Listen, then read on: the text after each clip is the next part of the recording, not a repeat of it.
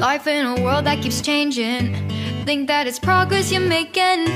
Copy and paste pretty faces all the time. Pictures so perfect we play. Hello everyone, welcome to Anointed Lady TV, the home of news and politics. If it is your first time in this channel, you are highly welcome. Thank you so much for stopping by. And if you like what we do on this channel, hit on the subscribe button. Also put on the notification bell so you'll be notified by YouTube anytime we drop a new video. And if you are returning subscribers, thank you very much for always coming back to watch our videos. On this platform, we drop videos every day and we react to every video that come our way. And on this very video, I will be watching with you. And after watching, let's go to the comment section and drop our opinion constructively. Like our videos and also share our videos if possible. See you next time in my next video. The positive thing is that there is a realization that it cannot continue this way. We have what it takes to fix it. And the conversation is already begun on what do we realistically do to be able to get the African Union to take charge of the affairs of our continent. Let me give you a case in point. We decided, for example, that we are going to assemble our market using the Africa Continental Free Trade Area market. Yes, that's good decision. Ecosystem. Yeah. And the positive thing is that it was unbelievable at the rate at which we were able to achieve consensus and we were able to achieve ratification. And I want to tell you, it is among the things that happened in the shortest time possible. It tells you there is greater realization that unless we act in concert, unless we act together, we are unlikely to make any impact anywhere. We have, at least on the market issue, we have put that together. There is a debate that is going to evolve. Like, for example, we have also decided that it will not going to be business as usual. We have these meetings, Africa-US meeting, Africa-Europe, Africa-Turkey, Africa... India. Now we are waiting for, there is another one, Africa-Russia. And Africa-Japan. And Africa-Japan. We have made the decision that it is not intelligent for 54 of us to go and sit before one gentleman from another place. And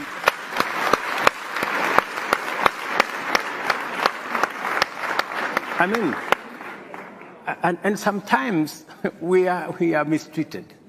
Yeah. You know, we are loaded into buses like school kids, you know, and it's not right. Well, you are summoned, you know. It's not right.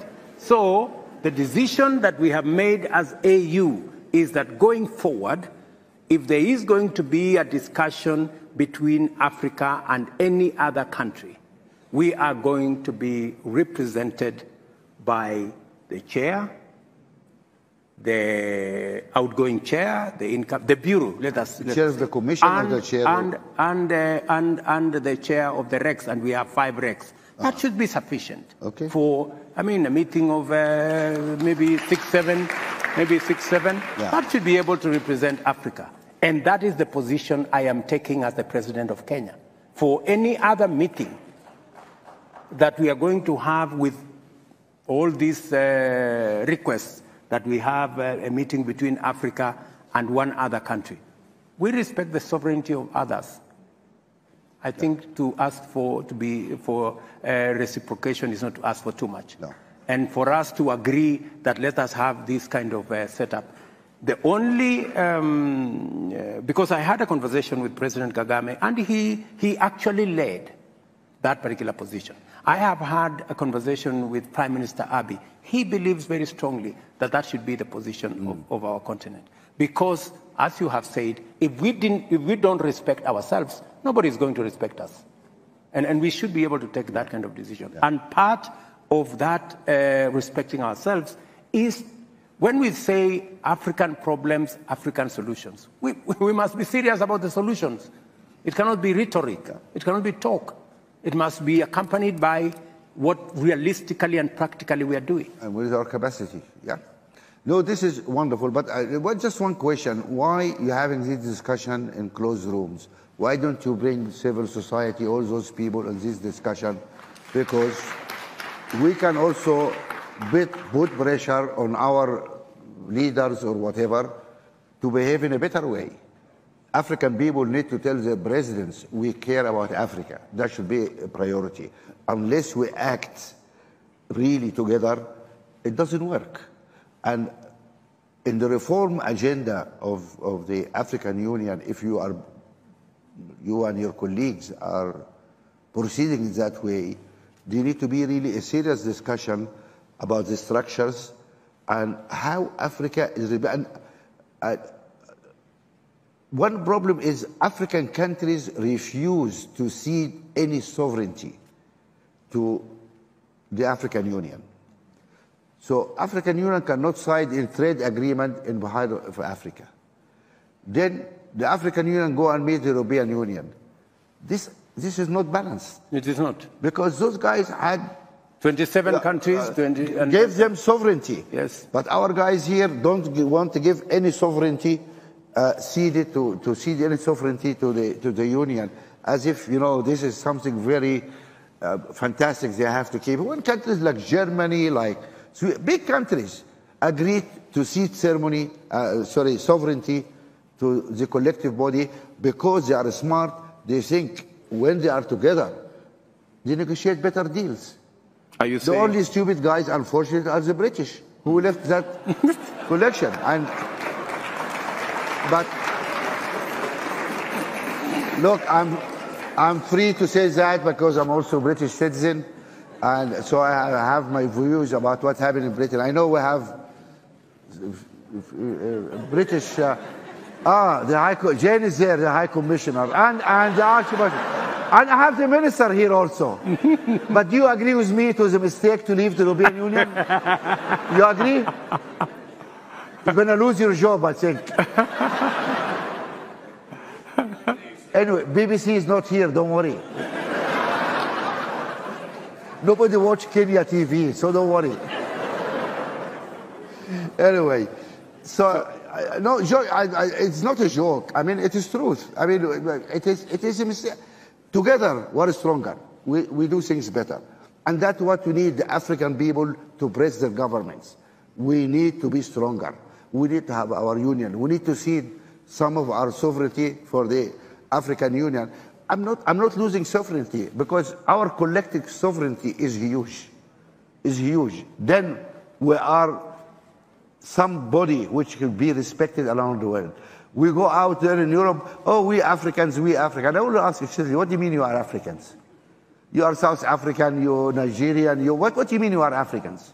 Where is your government? What decisions you are able to make? What is Africa? Unless we have an African Union and a joint, a will, and then it doesn't work. So you made commitments now in front of all these people who are going to fight for that case. Is that correct? You have my commitment, and not just me, by the way. I think a critical mass of African readers is building on how we should act together. I told you this particular position of consolidating what we need to do and how we need to engage with the rest of the world was actually driven by President Kagame. Excellent. We've talked with many other heads of state, and I think there is a critical mass emerging that we need to act differently. We need to work smart. Let me tell you of an unfortunate situation. I visited one of the countries, I don't want to say which one, and we were having a conversation about the economic partnership agreement between EAC and the EU. Yeah. The EU, 27 countries, 520 million people have agreed on what we need to do. EAC, we are sizable, 170 million people. Then one country, and I don't want to say which one, refused to sign. So he said, no, we need to teach these people some lesson. So I'm listening. Your country has 11 million people. What are you going to Now we teach? know the country.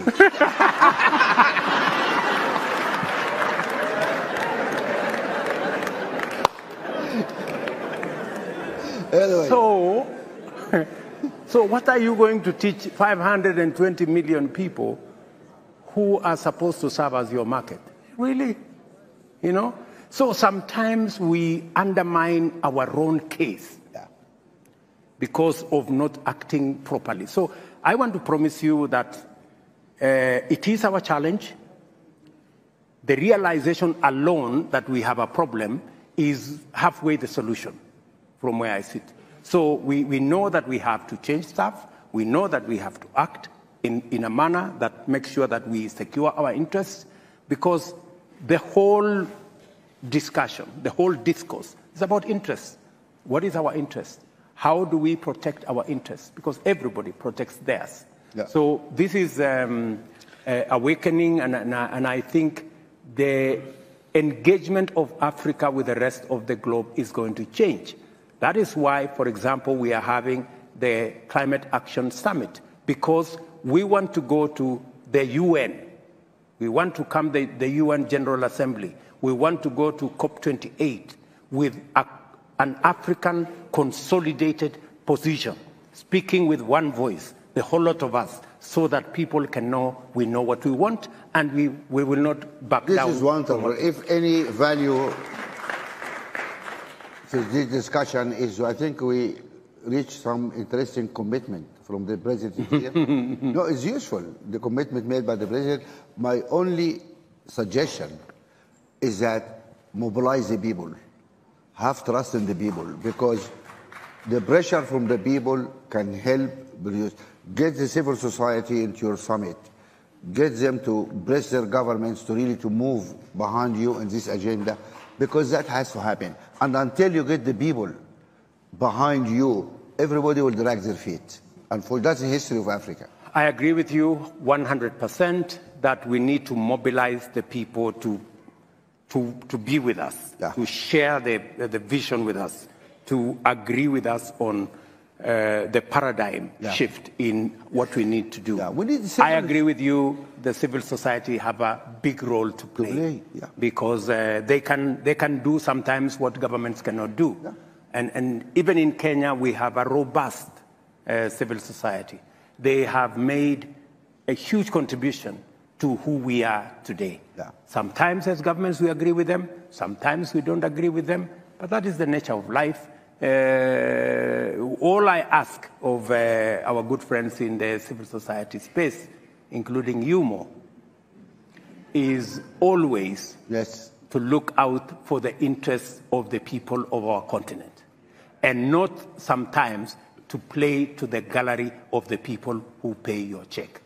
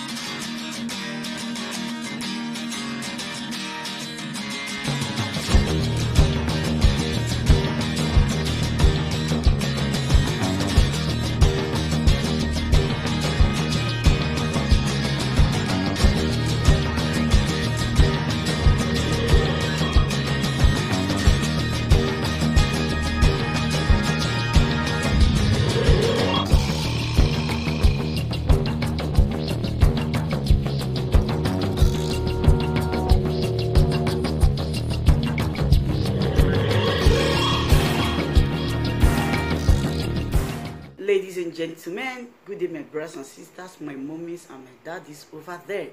Is your sister again, your doctor, your friend, your girl, Anointed Lady TV. Please, if today is your first time of coming across my YouTube channel, please do subscribe for me. Subscribe and turn on the notification bell. So each time I upload any video, you will be notified. So in this my channel, I will be bringing up many things to you in which you will benefit from it.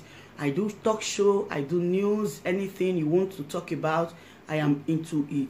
Please subscribe and turn on the notification bell. So each time I upload any video or each time I'm on live on YouTube, you will be notified. Thank you very much for always being there for me. Please do subscribe for me, and as you do so, God will richly bless you and meet your heart desire. Thank you very much. I love you all.